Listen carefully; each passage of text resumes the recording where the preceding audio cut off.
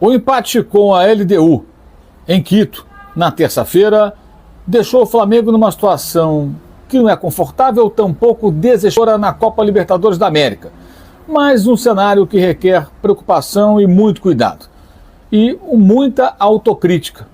E, pelo jeito, essa autocrítica acontece pelos lados do ninho do urubu. O que acontece no Flamengo hoje, de positivo, pelo menos em tese, né, é que, de fato, há um reconhecimento interno de que o time não se concentrou adequadamente, como já trouxemos a informação aqui logo depois daquele jogo contra o Central Córdoba, que a análise dentro do grupo, dentro do CT, foi de que o time não se mobilizou, que foi uma falta de mobilização jamais vista nesse ano, ou desde a chegada de Felipe Luiz, que nem do Campeonato Carioca, naqueles jogos considerados mais fáceis, o time foi tão desconcentrado como nesse jogo lá do Maracanã. E o Flamengo perdeu e se complicou, porque recolocou o Central Córdoba numa disputa. Eu gravo esse vídeo antes da partida entre o Central Córdoba e o Deportivo Táchira, né, que acontece nessa quinta-feira. Mas o empate com a LDU manteve o Flamengo dependendo só dele, podendo até empatar com o Central Córdoba e vencer os 2 jogos para se classificar, mas o ideal é vencer o Central Córdoba. E aí tem a grande questão.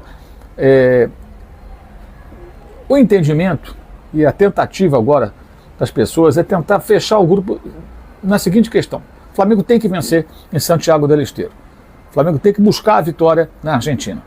Por quê? Porque vencendo lá, ele dá uma resposta, um troco naquele que foi seu algoz, de forma surpreendente, do Maracanã, e se coloca numa boa condição para se classificar. Porque o Flamengo tem, na verdade, uma derrota, um empate e uma vitória. 4 pontos. Se vence, vai a 7.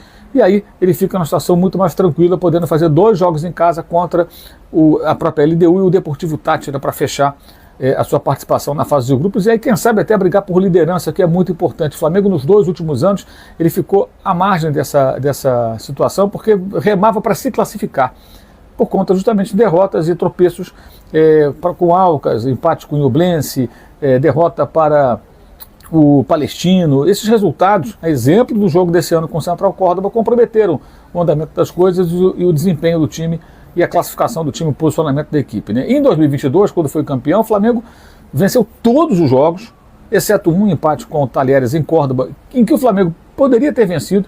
Um dos gols do time argentino, no empate 2-2, foi em impedimento, mas não havia VAR naquele campeonato, ainda não havia VAR na fase de grupos, o VAR só entrava no mata-mata.